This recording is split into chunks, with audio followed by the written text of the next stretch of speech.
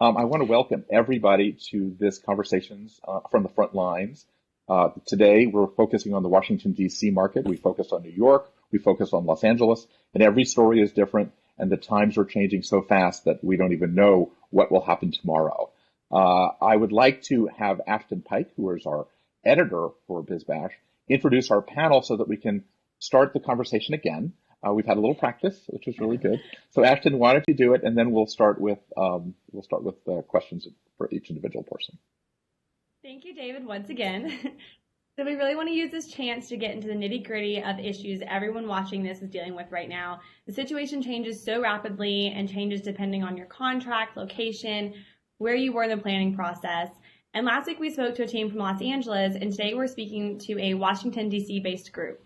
For our listeners, if there are any pressing topics we're missing throughout this, please go into the Q&A tab on the right-hand side of the page, and you can click Q&A and ask your questions via the plus sign in the bottom right corner. I want to start by introducing our group of local event pros today. We have Susan Lacz, who's the principal and CEO of Ridgewells Catering, Cory Frank, the CMO and Director of Sales for Design Foundry, Rebecca Linder, founder and CEO of Linder Global Events, Joe Schwinger, founder of MeetingPlay, and finally, we have Susan Saville, General Manager of Hello, Washington, D.C. So we're lucky to have a really diverse group here from throughout the D.C. market and from multiple different industries within the events umbrella. We'd love to start with you guys by letting y'all talk for a few minutes. So we could just go around and have each of you give an overview of basically how you're doing right now and how you've been impacted personally. We'll start with Susan Lacz. Thank you. Thanks, David and Ashton, for having me join this distinguished panel. And so, as I had just previously mentioned, we have weekly calls with our furloughed team, and I'm doing as well as they're doing.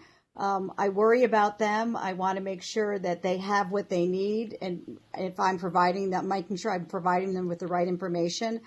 So I'm doing okay because I encourage them to put their video on so I can see them. And I know when I'm doing a Zoom or a video chat, I like to see people's face because you have more comfort in that.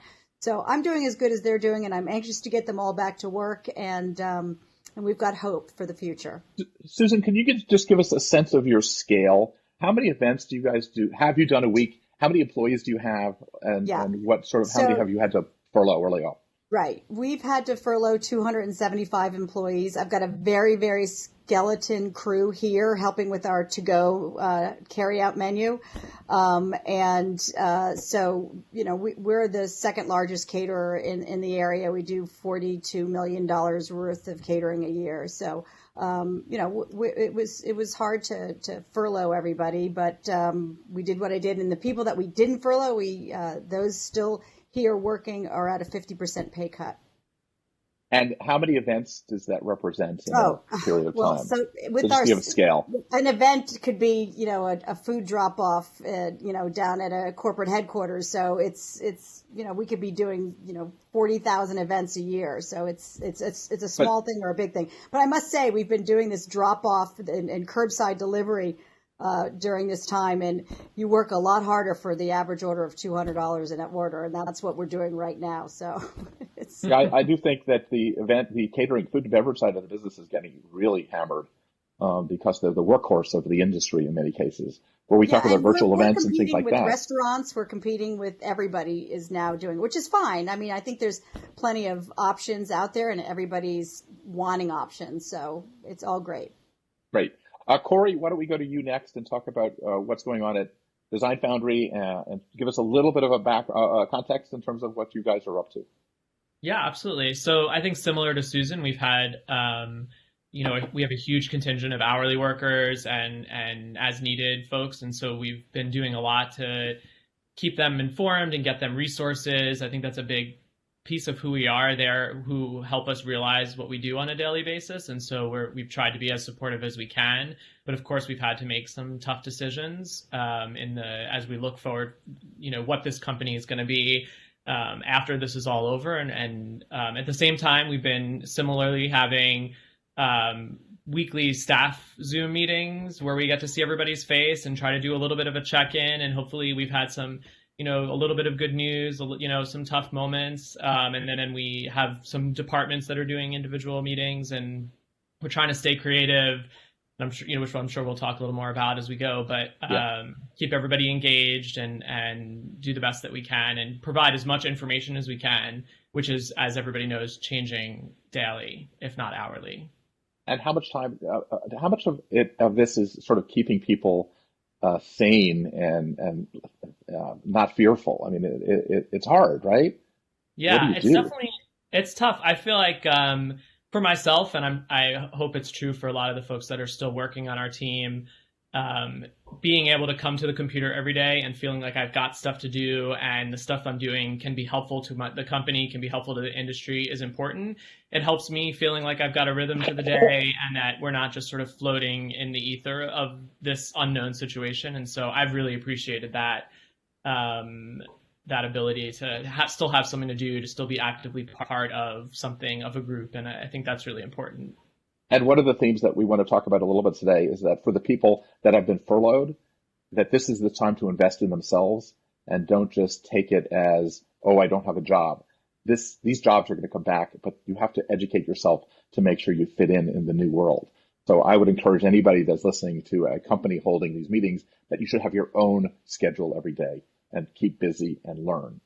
Joe, let's go down with you. Tell us about what your company does a little bit and how you guys have been faring. Yeah, so MeetingPlay, we're an engagement company, primarily, obviously, face-to-face. However, we were lucky in that we did have a virtual platform. So to go back to Ashton's question, how are you doing? It's an interesting question for MeetingPlay because, as we were discussing prior to this call, it was March 1st that I got off with Matt at who was the BizBash. President of BizBash, yeah. Yeah, and we were all, okay, I think we might be okay. And literally an hour after that phone call, within 72 hours, all of our business in March canceled. And then a couple days later, it just continued to go. Now, the reason why it's been a roller coaster is we were lucky in that we had an engagement platform online.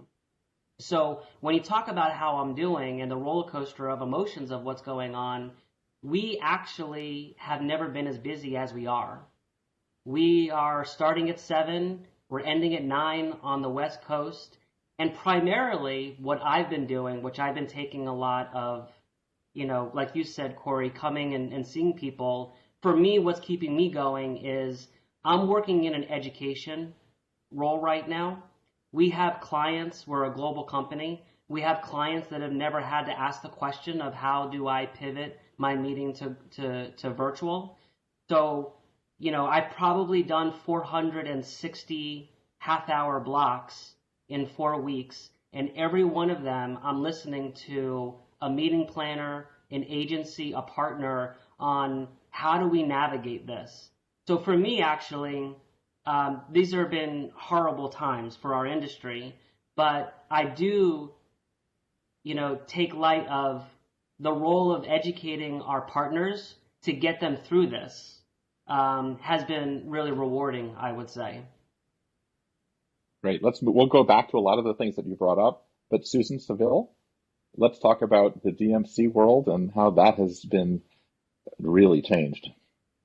DMC world definitely has changed a lot, especially as a company that doesn't own anything. We provide a service, and a lot of those who are helping us provide those services can't provide those services. I think on a personal level, this has been what I think is probably the most challenging leadership experiences for sure of my career, and I think probably everybody on this call would feel the same, as finding a way to motivate my team and keep them positive.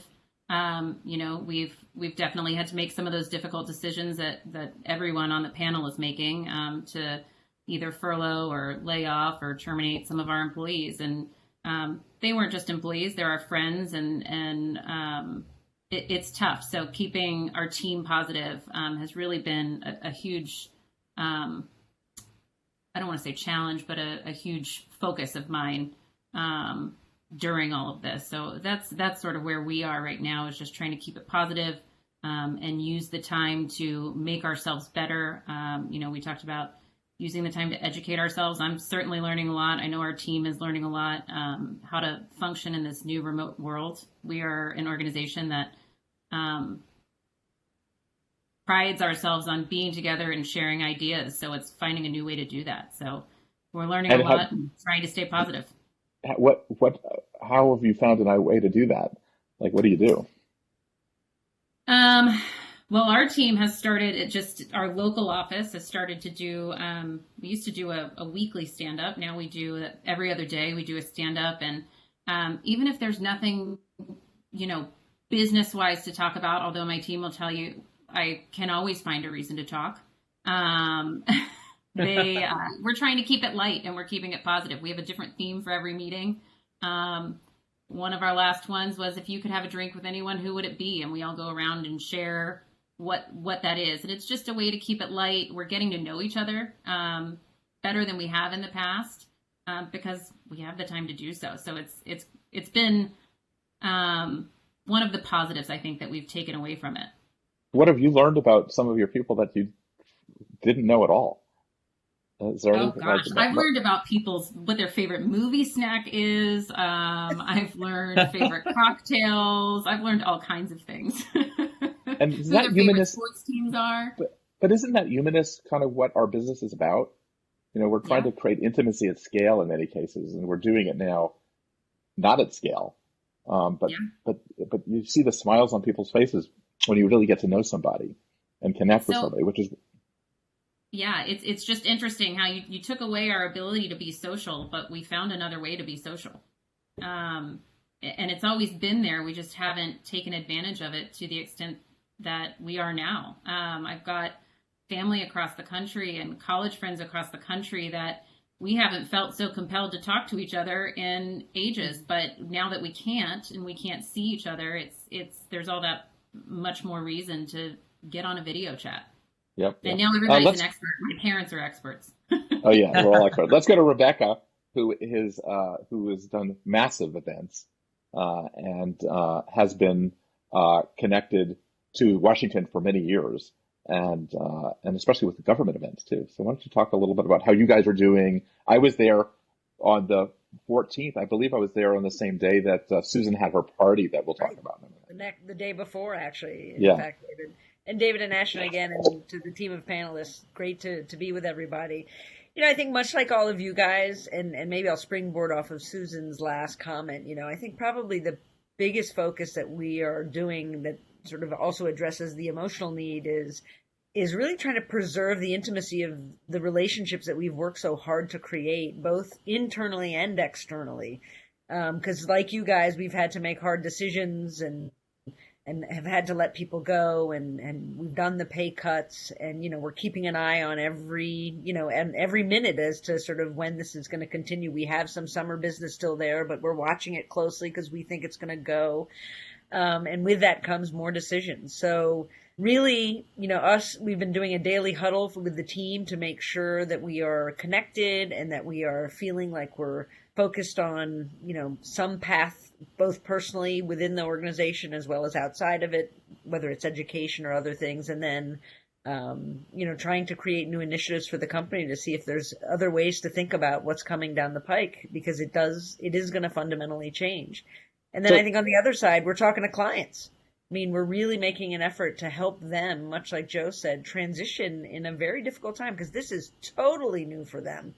And they're asking us to help them navigate something that we're still trying to get a handle on. So that's kind of where we are. Can you talk a little bit about when I walked into your office a few weeks ago, literally 2 weeks ago, I sat in on a very innovative project that you were doing with about a dozen or half a dozen other agencies. Talk about how people are working together and what you're finding in terms of community. Yeah, I think, so many great things have actually come out of this, despite the sort of the devastation to our actual businesses. But as a community, we've really come together. And one of the ways that it's, we're seeing it here locally in DC is Roger White reached out, who has his own agency, reached out to a few fellow agency owners and said, hey, let's just get on the phone and have a chat and talk about what's going on. And we were doing that, and we'd invited a few people like David to come talk with us. And it was actually David, I think, in that meeting was like, hey guys, there are a lot of people that might want to hear this conversation that you guys are having and might be able to sort of influence and give their perspectives as well. So at that moment, and really that day, we Roger spearheaded setting up the DC Event Coalition, which now we meet twice a week internally, and then as a group, we're meeting in a variety of manners. But every Tuesday, we have about an hour and a half where we get together and we just kind of talk about the resources that we found, and then we invite people to ask questions or kind of give their perspectives. There's a webinar now weekly where we're trying to bring in experts, recognizing that we are not experts in, legal and insurance and some of these matters, but really trying to, and then we have something called event sessions where it's like 3 times a week, people can just jump on and, talk, laugh, bitch, moan, whatever they need to do just to be connected, to that universe. But we're really trying to kind of make sure that everyone has the resources, and kind of just aggregate them to some degree and get the perspectives, because Cory the other day and his team were talking about things in supply chains that are going to affect us a year from now. And we're talking to clients right now about, hey, renegotiating contracts and making not promises, but certainly on the front end of those conversations. And Susan, you're with me on that. We got to be very careful about what we say, because there's a lot of people who we're representing, and we need to be informed as to what's happening in their industry and supply chains. And so what give us a little more detail. Maybe Cory can jump in on that too. What is your key takeaway from that? Key takeaway is that, I was going to say, from our standpoint, from the sort of the front end, to the end user, I mean, we've got to be really careful. We are not in the position to say, hey, your contract from this year, in 3 months, those same dollars apply. I mean, everything is going to have to get renegotiated from the term perspective, from the actual expectation of what the product can be. We heard from a florist that said, listen, we're not going to be able to buy the one-offs anymore. We're only going to be able to buy in bulk. Well, that has a huge impact on the narrative that I would traditionally have with our clients around these singular items. But Cory, you know more about that. Cory, let's go into that, because I think that other people, first I'm hearing about this kind of thing. With the whole purpose of this conversation is to explore things that we're not talking about. Yeah, I mean, I think we don't know the answers to all those things yet, certainly, but I think as Rebecca mentioned, Philippa brought it up, and we were talking with, I think, Chris and Rick as well, and they were saying, how the farms that are growing these flowers are now turning to more lucrative sources, like growing food, for example. And so some of the things that they would have had, the specialty things, are not going to be available. And I think that sentiment holds very true across the board, especially because a lot of the goods that we might order, specialty things or even materials, might come from overseas where the factories are not working right now. And so we don't know yet what some of those implications are going to be, what some of those delays are going to look like. And so I think making sure in our communication that clients are ready to be agile and shift a little bit is important, because we can't say right now what something's going to cost 3 months from now or 6 months from now. We don't know what the lead time, again, the big thing Philippa said, which we've been trying so hard for a long time anyway, is like, we can't, and Christopher said the same thing, we can't do it the week of. Like, clients have to start to, make those decisions further out, because we're all going to need more time to know what we can and can't do. And if it is a week out decision, then everyone has to just accept, like, we're going to do whatever we can to make it what the client's expecting. But that might mean that there's some substitutions, some discussions, some this or that are going to have to happen to get the best event that we can or the best product that we can, but with what's physically going to be available to us. So let me understand. I think that you're saying that it's going to be the beginning of the end of the last minute event. That's not necessarily, but it could be. That we're going to be more thoughtful, because you're going to need to, when you go order stuff on Instacart now, half the stuff you can't get when you think about it. No, I think that's very true. And it doesn't mean that we can always, I think anybody in our position, we pride ourselves in being able to make magic happen last minute, and we'll always do what we can. But I think Philippa used a great example. Like, she's not going to be able to make 4 different sample centerpieces for you anymore, because she's not going to be able to buy those quantities of things. So there's going to have to be a little more like, here's the images of what we can do for you. This is what it's going to cost. This is the deadline that we need to order it by. And if we don't order it by this deadline, here are those implications, and having those conversations so that we can do our best work and the clients can have the best event to share with their attendees. And the corporate clients are now going to be more open to that. Susan S? Yeah, no, I or have to L? say, Oh, wait, we got both of I'm you sorry. going. You said you were Susan going to S. Susan first. L or Susan S. Well, I which know, one I is it? forgot. Susan S. first. Go ahead, Susan. I joined that last DC Event Coalition meeting, and it was so beneficial to me, and I know some of my teammates did too. And just hearing things like what Cory's talking about, and that a decor supplier may not be keeping extra spandex on their shelf, and so we're going to need the time. It's just such helpful information to have now, to be able to prep our clients and to be able to help educate them on why we need a deposit 2 months out, and that a deposit 2 weeks out no longer works. It doesn't cut it anymore. Yes, we know we used to do that for you, and we are your partner, but there's all these things happening in the background now that we don't know how it's going to affect us. And it's really changed how we think about contracting, how we think about even force majeure in this new world. So it's changing. It's just this massive trickle down. Okay, if we were having a drinking game, if we were going to have a drinking game and you say force majeure, this is what you take a drink. Tell us about the changes on force majeure. Explain a little bit about what it is for those who don't know, and what's the world, how is it different? And contracts in general. You don't have to stick to that. Oh, and either I one. definitely don't have a law degree, but I've learned more than I want to in the last few months. So force majeure is dealing with essentially acts of God, or things that are out of both parties' control where neither can perform. And to this point, it's been a lot of our clients have, some want it, some don't. Not that they don't, but some ask for a force majeure language in their contract and some don't. And our operating procedure till now has been, we don't include it unless they ask for it. That's changing because we need to protect ourselves a little bit more. We need to protect our suppliers a little bit more. So I think the days of any contract not having force majeure in it are gone for sure.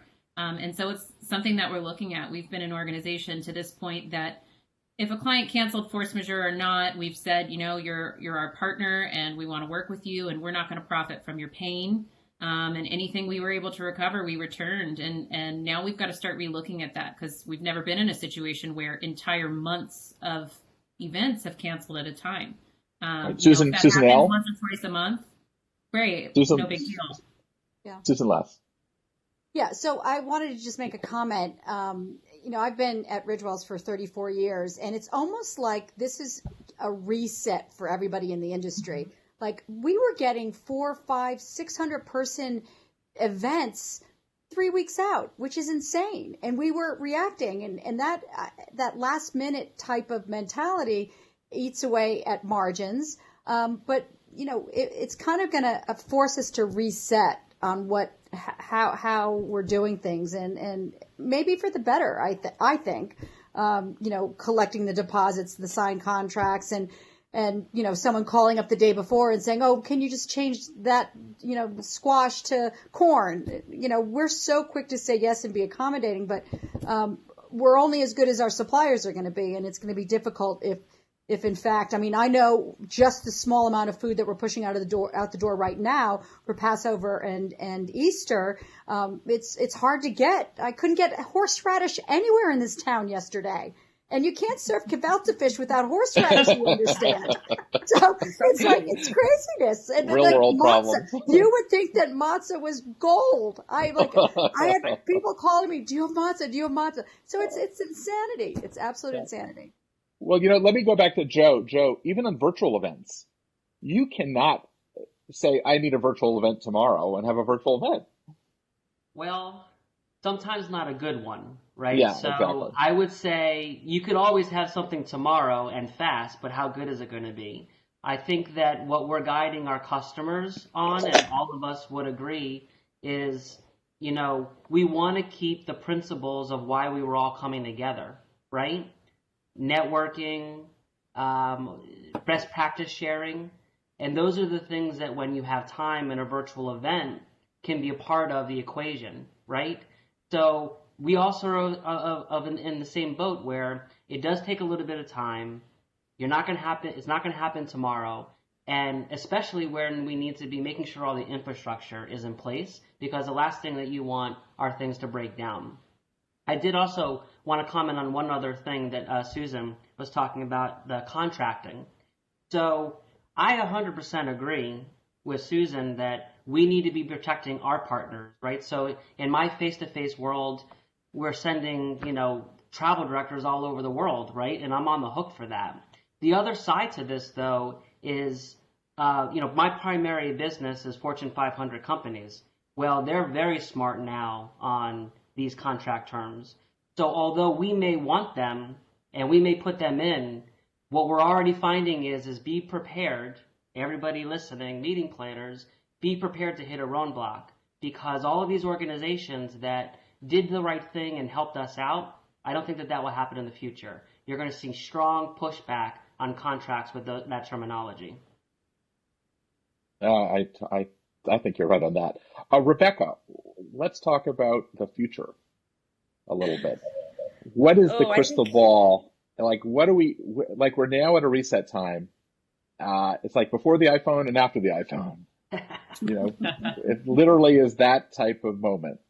I think there's so many kind of ways to think about the future, and much like Susan, I think the world has fundamentally changed. I think we're going to see behavioral changes, consumer buying changes as a result, and it's going to impact us. And I think also, until there is a vaccine or anything like that, I think what's going to end up happening, and there's some really good things that have come out of this, as a lot of people have said, about sort of this sense of connection and intimacy that we're able to achieve over these virtual platforms.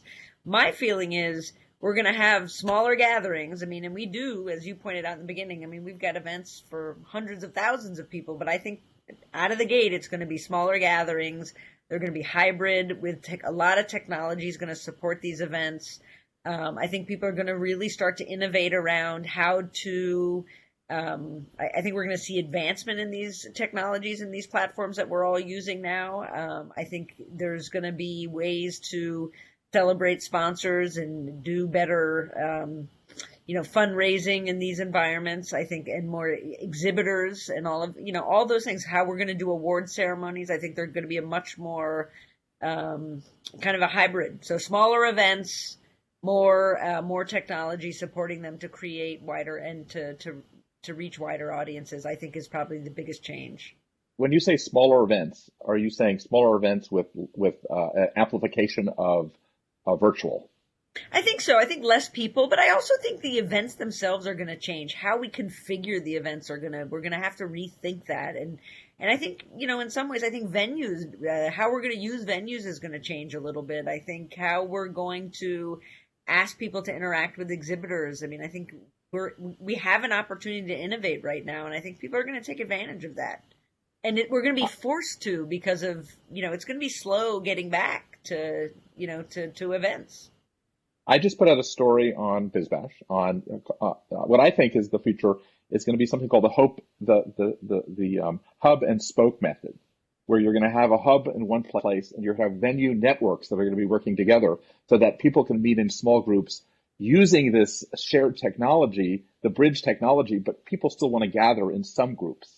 And I don't think that's going to go away. And I think that also you're going to end up seeing companies like Magic Leap who are digitizing rooms, enabling people to scale that same display in every room.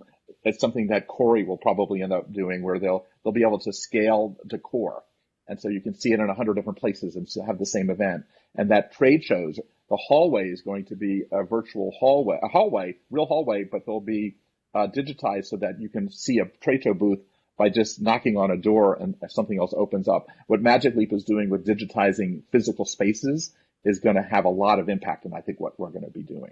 That's my 2 cents. But I use that as a brainstorming way to have other people build on this kind of thinking.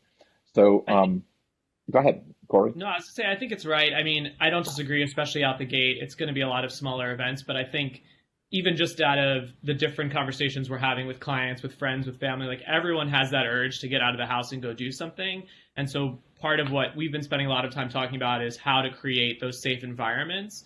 and how for the conferences that are scheduled for this fall, let's say, what those safe environments might look like, with a blend between an in-person experience for maybe the people that are local, and then virtual experiences for people that don't feel comfortable or can't get there. And how do we make both of those experiences engaging for your at-home audience and for your in-person audience? But I think especially for like the nonprofits and the fundraising groups, it's great one time around. Everyone's going to get really, they'll donate money, or people who've bought tickets will hopefully be donating their tickets.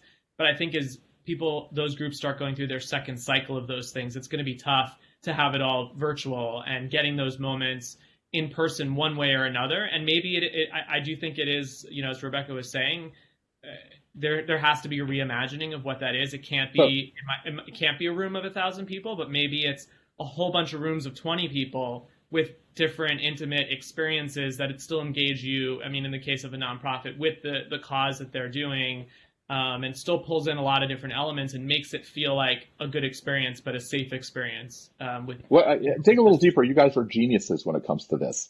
And I've been to some of your events where you actually create these small, intimate settings. Do you think that's going to happen, where people are going to want to go into places and be really curious? Well, I think, David, I have a fundraiser, a gala for a school auction, a private school here, and it's May 1st or 4th, whatever it is, the first Saturday in May, and they want to go on with it, and I think it's too soon to go on with it next to each other, so they're creating this virtual gala that they'll stream it live in everybody's home, and they're going to swing by into a parking lot and pick up their wine that goes with their dinner. Then they're going to pick up the food for me, and then they're going to pick up their swag bag, and then they're going to pick something else up. And then that night, everybody will be enjoying their dinners at home, and hopefully raising the paddle and bidding on the silent auction and buying the raffle tickets. But I mean, that's right here, and that's right around the corner in May, and they wanted to go on with it. So fingers crossed that it'll go well, and we'll see. Joe, did you have your hand up? Yeah. So Cory and Susan and everybody are highlighting what I would also say. I feel like we are at a reflection point as an industry, in that there's a strong desire amongst all of our customers to get back to face-to-face meetings, but I almost equate this area that we are right now to like Uber, okay? Nobody ever imagined getting into the car of a stranger and having them drop you off somewhere. That's where we are.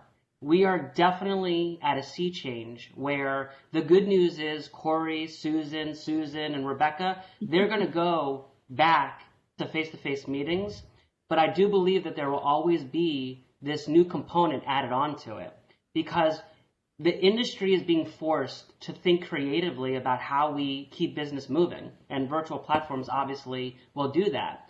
But all of this is some best practices that are coming out of it that we'll continue to always bring into our face-to-face meetings. So the good news is I truly believe that it will come back, but I also really believe that this notion of a hybrid event will be with us for the future. I also think. Sorry. No, just to expand on that a little bit. Oh, sorry, Susan. To expand on that a little bit too. I think this is also going to, they're the tangential technologies that haven't really been infused into our world yet, like the hologram technology, a lot of the artificial intelligence. I think that those are things that we're going to see leveraged in this moment, Joe, that you're bringing up, because I agree it's an inflection point, and I think those are going to also have a tremendous impact on how we interact and how we bring people together. So I think a lot of that is coming our way too. And smart people are thinking about that and doing that now anyway, and also the wearable technology I think is going to come into play now more, so that we can have these tactile experiences as well, independent of being on top of one another. Well, I think that's why Magic Leap and wearable, I agree with you. Who is next?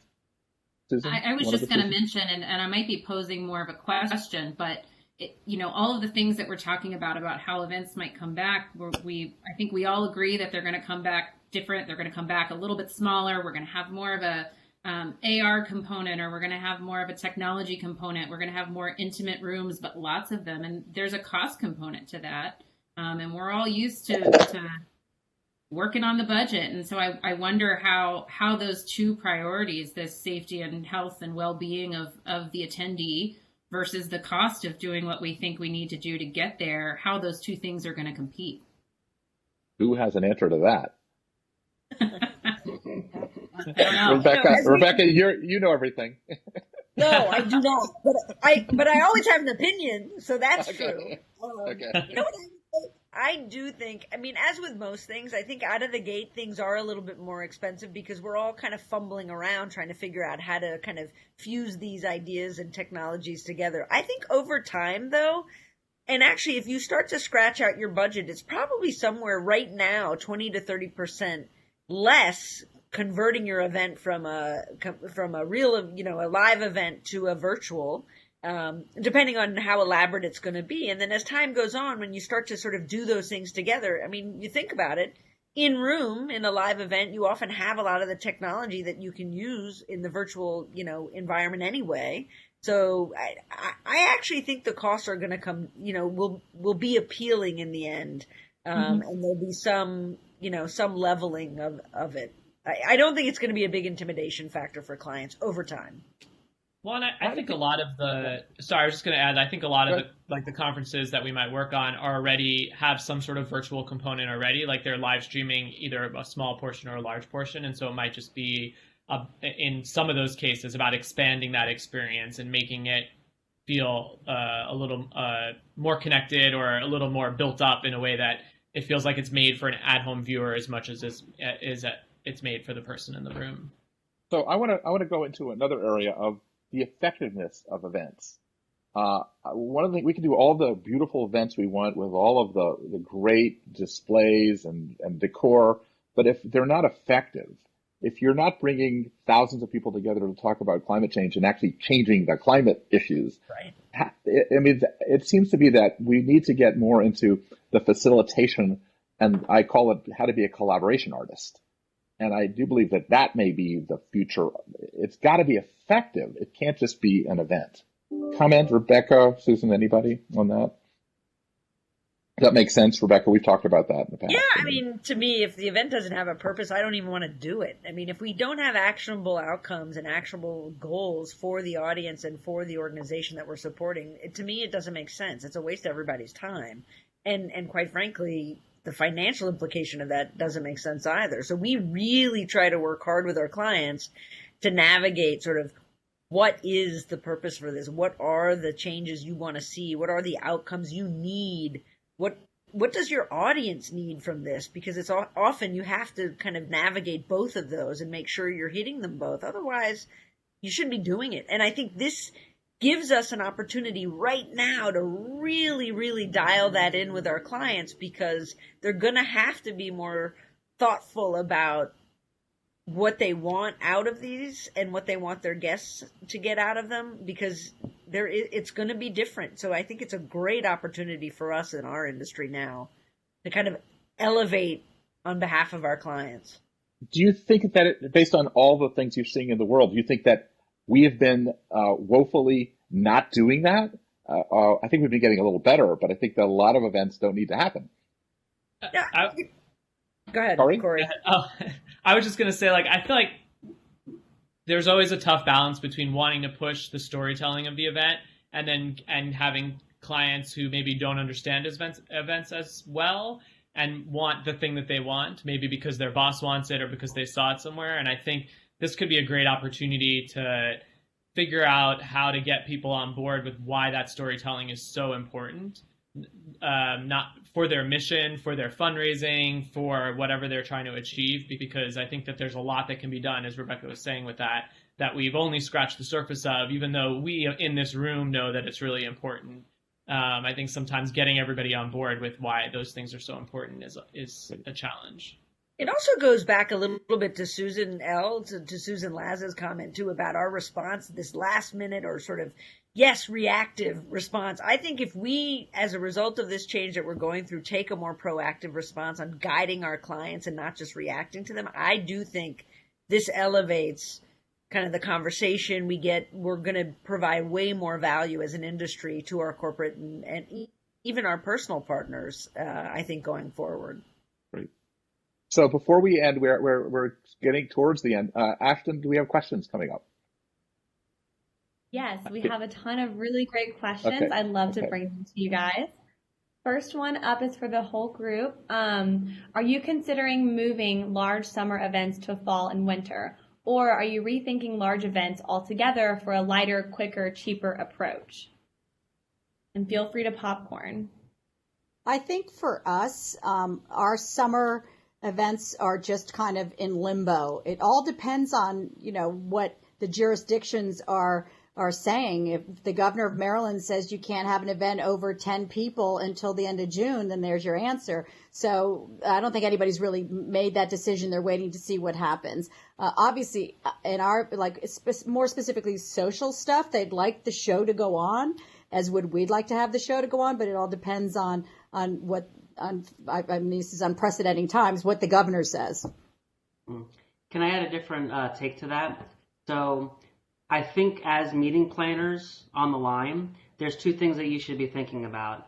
What Susan just said in terms of government regulation, but let's all keep in mind who your customer is. So I'm working with an airline, for example, okay? And they were supposed to have a super large meeting in August. Not going to happen. Not because of potentially the virus, but because of this circle that we're in terms of loss of revenue and when they'll start spending on events again. So don't just think about the dollar and about the virus. Think about when your clients are going to be able to afford to have those meetings again. Great, thanks. Another question, Ashton? Yes. This one is for Susan Saville, but it's also open to everyone. Have you seen groups interested in coming to DC for the spring of 2021, or has that fallen off? I think we're definitely seeing groups that are interested in the spring of 2021, Most of the groups that we've seen that are looking to reschedule versus cancel are looking towards the fall and early spring months. I think that as a DMC, probably not for Susan L., typically we see events fall off a little bit in December because people aren't traveling here for their events, and we deal with corporate meeting planners that generally aren't here. We don't deal as much in local planners. And I think we are going to see a busier December than we've ever seen, because people are finding holes wherever they can to rebook for December, and then definitely looking towards early spring. More so, we're hearing from our suppliers, venue partners, that maybe we have a spot on hold for a customer who hasn't decided yet for next spring, and there's a lot of local companies currently moving their events now to late in the year or next spring. So venues are calling us and saying, hey, we need to know if you're moving forward with this or not. We need to release the space. So we're seeing that. We haven't seen as much planning actually happening in the spring, but when people are telling us we're looking to reschedule, we are seeing late fall, winter, early spring 2021, excuse me. You bring up a great point. There's going to be some scarcity around inventory and resources. For sure. Yeah. Because things are going to stack up on time. And I do think this is where also, Susan, you brought up, I think before, is where we'll all start to collaborate a little bit more than we have in the past, because we're going to need each other. Yeah.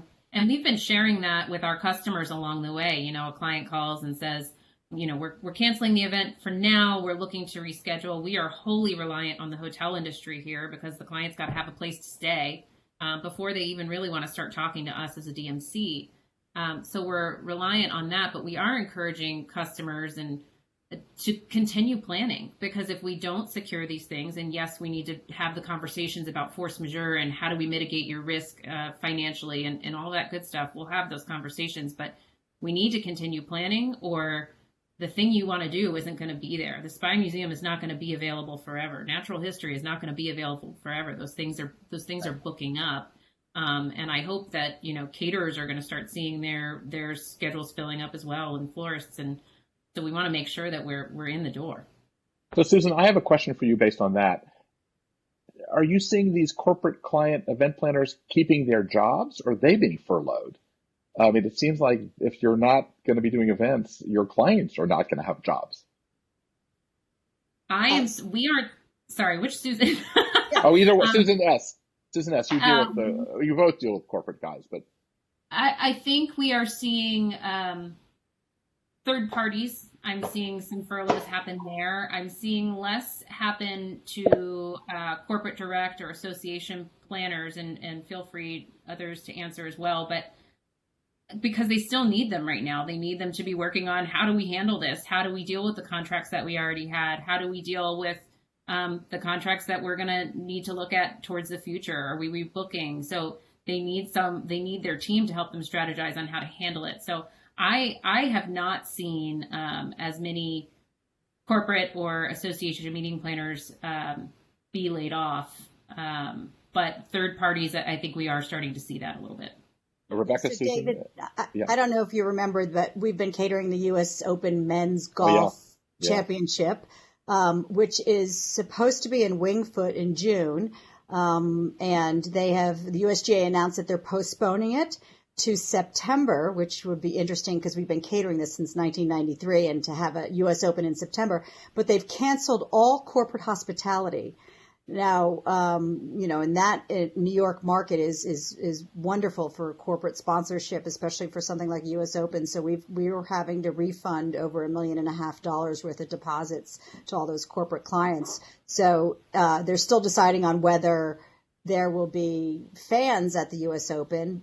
They're going to play it, as we get closer to the summer, what they're going to make a decision on that. But that was a real zinger for us. And we're dealing with a lot of corporate planners on that, and some third party companies that work with the bigger companies. So, they've got to be. Do you see the third party? Do you see the corporate planners being furloughed, or do you see them as essential for a corporation?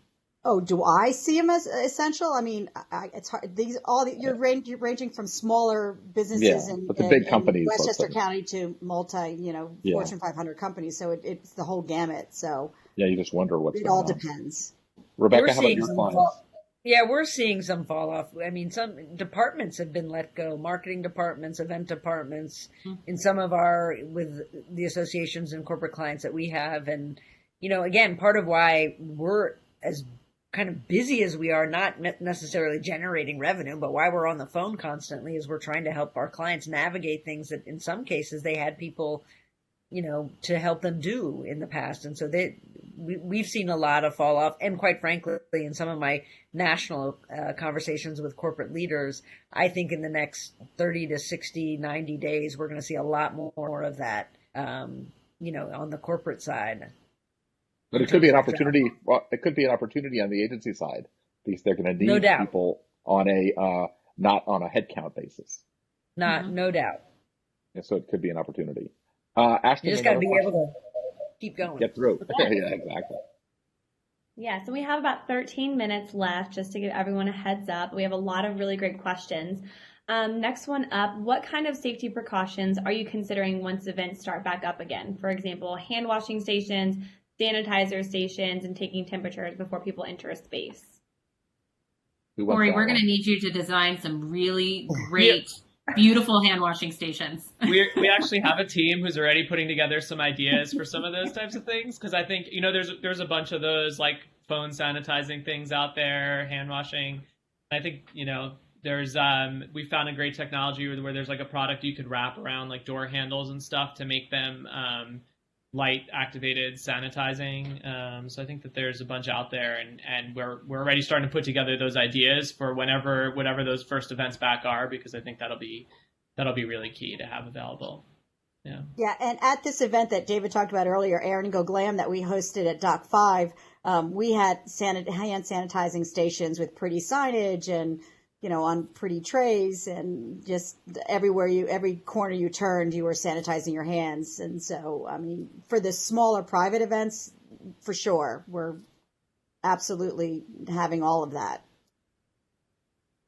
Do you think temperature taking will be something that seems very hard to do? Rebecca, you do the big huge events. What about that? Yeah, I mean, I think events like the big ones won't happen if that has to be a part of them. I mean, if there's some essential, government events that need to take place, like the G20s of the world, then maybe we'll enact those kinds of things. But in terms of, the the 100,000 person gathering for something, less important, not to sort of minimize the importance, people aren't going to tolerate that level of, I think, it's very draconian. I don't know. We're not built for that in the U.S. Ashton, let's go to another question. Yeah, Susan Lacz, this is for you. They say, Susan, have you started designing the service approach of the future? How are hors d'oeuvres passed safely? How can you still do buffets and stations? We are starting to design the concepts, and needless to say, all BOH and server standards will be enhanced. That's a great question. Yeah, no, that's a great question. And trust me, we've been thinking about it. Like the day of the buffet is gone, I think, at least in the near future. And anything that is touching someone else's food is unacceptable. So, yeah, we have been looking at different packaging to make it feel innovative, but yet not feel like carry out-ish.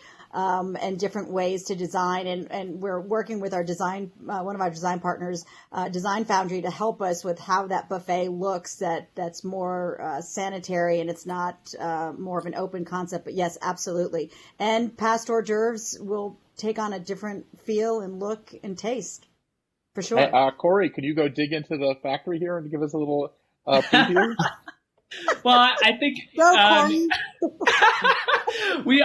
we've been having conversations about how you can still have a past tray, but make it a one serve moment, or some way that you can't physically touch someone else's food, because I think that is super important, right? You're seeing every grocery store has the sneeze guards up all over now, and anywhere that they didn't have them, they're adding them. So I think any way to keep that factor, even just mentally, I know that someone didn't potentially breathe on or touch this food before I've touched it. And so we're definitely thinking about all the different ways to do that, what makes sense, and how to make it not just practical, but elegant. And I mean, I think the other thing coming in with especially a lot of the packaging and separating things is how are we keeping it environmentally friendly too? Because that on every RFP we get in, like one of the top questions is, tell us how you're going to make our event environmentally friendly. And I think that's still so important to be considering, especially in this time of needing more separation and more sanitization of everything. Wow.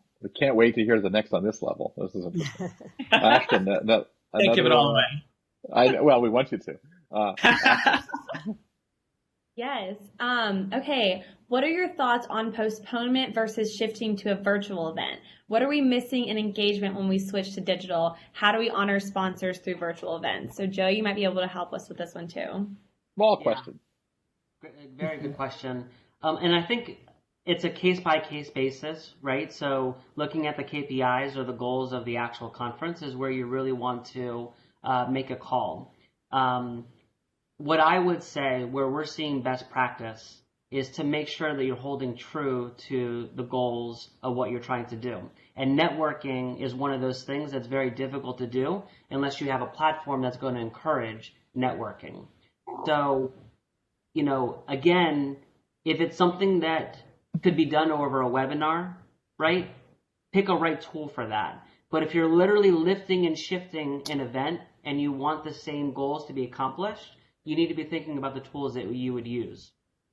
Virtual exhibit halls, right? So when I walk into an exhibit hall, I get to talk to people. If the tool can facilitate that conversation with an exhibitor and an exhibitor feels like they got their value out of sponsoring, check.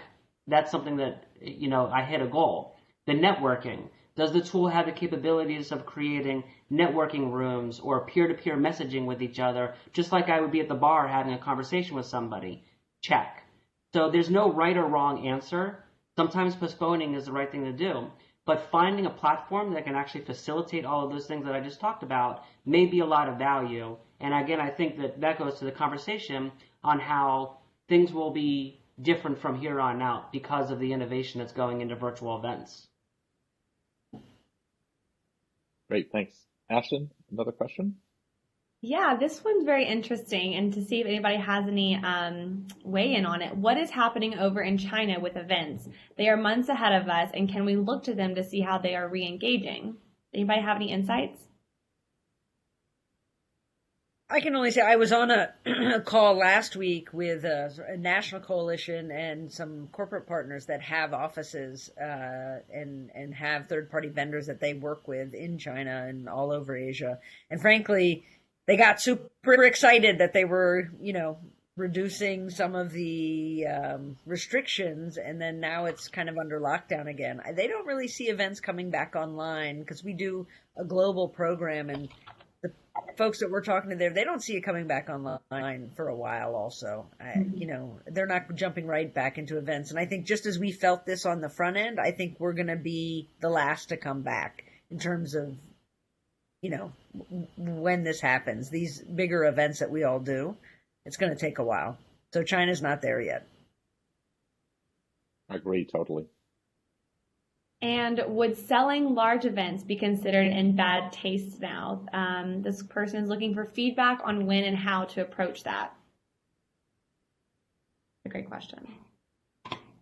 I think this is a little different than after 9/11 because I just feel like 9/11 happened like that and everybody was so afraid to do anything. And this is just over a span of time and we weren't sequestered to our homes and quarantined.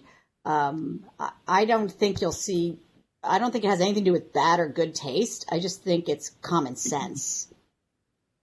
Yeah, I don't think it's a great business idea right now. Again, agreed with Susan. It's not bad or good. It's just not good business right now to be thinking about that. Aggressively selling anything right now is it's the time to build relationships and to hug each other more than it is to be sort of like, I got to hit my sales quota. Yeah. Next, let's do one more. How many? What was that, Rebecca? I was going to say it's also tenuous for your sponsors that you're going to try and marshal for the event, for some of these larger events. If you're going to go to market, I mean, you're going to put a lot of people in jeopardy and potentially yourself. So I would hold on. Yeah. How many more questions, Ashton? Do we have? I want to give everyone an ability to go on a go around. We'll take the last question and end on a fun note. Are there any virtual creative exercises you've been doing within your teams to keep the creative juices flowing? Cory, you've got to have one. Yeah. Well, I was going to say, so we've been starting, we do like a sales meeting, our design and creative team on Tuesday mornings, and we start each session with about a 20-minute creative activity. And I've been having a different person on our team find and sort of cater that activity each time. And a lot of them have surrounded kind of out of the box thinking or pulling some of the old, like, what personality type are you? And now pick the personality type that you're least likely to be and solve this problem with that hat on, or work with these three people, and each group of people has a different set of parameters to solve the same problem. So a lot of things that, when I ask someone to lead an activity, I'm telling them like something that engages the group, something that's going to get us thinking creatively and a little out of the box, and something everyone's going to have fun with. Because I think keeping us agile and keeping us having some fun is really important in this time. And we've done, I think, 3 of those activities so far. They've gone really well. I think everyone's been really engaged, and we're going to keep it going as long as we're virtual. We're a team that, like many of you, we're in the room. We all kind of share a big space together. We're always talking to each other. We're always problem solving and being creative together. And so it's a great way to keep us engaged while we're at a distance. Anyone else? Anyone else share? Rebecca, what are you guys doing? We've been using a lot of, exploring a lot of sort of whiteboarding tools that we can use to collaborate and do a lot of brainstorming with, and kind of drawing and all of that as a way to kind of connect us when we're talking about ideas. In terms of activities like Cory's doing, similarly, I mean, we're trying to keep each other going and find ways to do that creatively. And in fact, next week on the Daily Huddle, where each person is going to be in charge of the Daily Huddle and have to come with some sort of activity. But in terms of the tools, this is where I think there's another opportunity. There are actual tools out there that you can use to enhance the platform experience, which we should all be exploring because it's going to become a part of our reality. And there's going to be new stuff coming online all the time. Oh, yeah. Anyone else? If not, let's go. Let's do a 1-minute wrap up from each person. Keep in mind that this is probably one of the most significant events in all of our lifetimes, and want to get a sense of where you are on this. and what have you learned from it? And, how do you feel in terms of optimism or pessimism? Like, let's start with Rebecca. We'll go the other way this time. You know what? I'm very optimistic. I mean, I'm hurting right now, as we all are, on many levels, but I'm very optimistic about what the future holds. And I do think it's an inflection and an exciting opportunity for us to innovate. And we're really trying to think about how best to do that. So for me, it's don't give up. Look to the future. Really get out there. And this is our time to hustle and to grow and to learn and really be aggressive in advancing ourselves to bring more value that's going to inevitably be necessary and needed. So I'm excited. Great. Susan S. I'm going to echo Rebecca, and I think a lot of us probably will. I think this time is a great opportunity for all of us. I think I've always been a pretty positive person, but I'm becoming an expert at finding the silver lining. And I think we as leaders in our industry and in our organizations have a responsibility to find that positive place and to find a way to innovate and to make ourselves better during this time. We don't have clients banging down the doors asking us to, put on an event tomorrow. So we've got time to innovate and make those improvements and come back better. And that's what we're taking away right now. Joe? I would actually echo a couple things that were said today, and I believe the Susans and Rebecca and Cory mentioned. My reflection is that this industry is smaller than we think it always is, and we're a little bit broken in some respects, and we're building all the pieces back together again. The job reports that came out yesterday and have been coming out, a lot of those are our peers.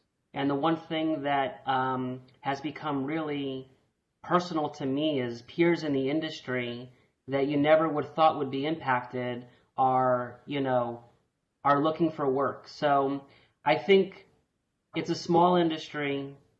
I'm impressed with the way everybody's coming together, even our competitors, on how we're working together to come out stronger on the other end, but be really thoughtful to the people that really need some support right now.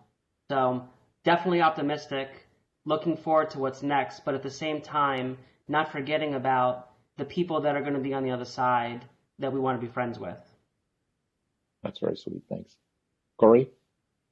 Yeah, I think without being too repetitive, I think staying optimistic is really important right now, both for the teams that are working under us, for the larger community around us. I have found a lot of solace in listening to probably almost too many of these conversations, but being able to sort of commiserate with all the same problems that a lot of different companies in the similar, obviously, position are experiencing, and learning a lot from hearing how different people are solving it, how people are overcoming some of the adversity that's being put in all of our laps right now. And that's been really great. I think, the DC Event Coalition has been, great to listen to all those different things. Personally, it's been a great opportunity to learn more about,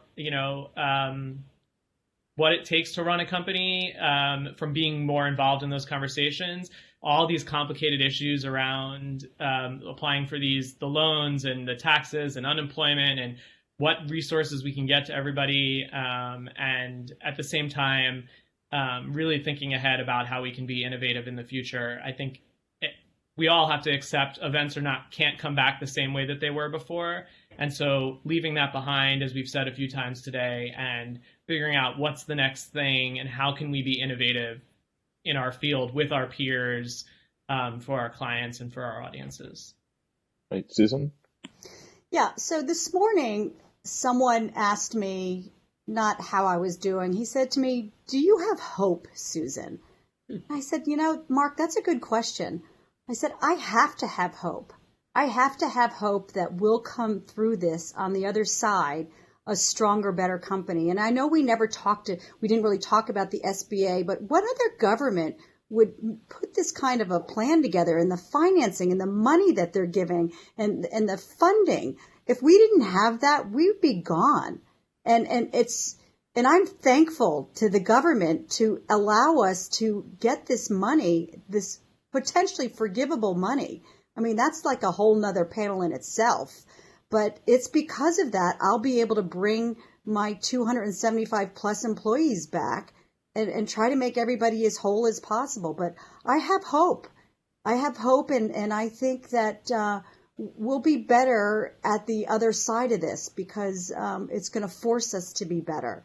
And I'm just extremely hopeful. Thank you. Ashton, what is your final comments? What are your final comments? My final comments are I love listening to all of our local markets. As David said earlier, this is our third one, and it's just really inspiring hearing what all you guys are battling. It's incredible how we're all in the same industry and we're all battling the same thing, but in so different aspects, and we're able to collaborate, like Rebecca said earlier, and really help each other. And I think it's been really beautiful watching, at once competitors come together and show support. And I think, to echo Susan, everybody's very hopeful, and that shows. And I think that we're going to come out of this a lot stronger. And I could not be more proud to write on such an incredible industry and all you leaders. Great, thank you so much. I'll say one final word, and then we'll end it. I believe that we're still in the most powerful industry in the world. The fact that all of these conferences were canceled shows how much people depend on the fact that human beings are getting together to discuss things and through the serendipity of creativity, come up with solutions to solve their problems, whether it's disease or infrastructure or just quality of life or entertainment. We are in the most powerful industry in the world, and we as practitioners have a responsibility to make sure that we bring people together in good and effective ways. And that we said earlier that being effective is now the new holy grail, as opposed to just doing it. And I'm more optimistic than ever that we may get rid of some of the baggage of the past. It may be very hurtful, but I think that we're going to go forward in a much more productive way. Now, what Joe was saying also, I think that the furloughed employees and the other people, we need to be reaching out to them. They're not gone from our teams. They're just, they're just a casualty of this incredible, awful war that we're going through right now. And we have to lift them up, because imagine them at home not having that meeting every morning to bring them up. And so we need to encourage them. We need to make sure that the people that are not being laid off or furloughed talk to those people as well. We can't let them go. That's my final message. And with that, I really want to thank everybody for doing this. We have a wonderful industry, and we want to make this feel like a giant hug to our industry. So thank you in advance. Thank you. Thank you to BizBash for doing this. Thank you so much. Thanks, David. Have a great day. Bye-bye. Thanks. Thank you.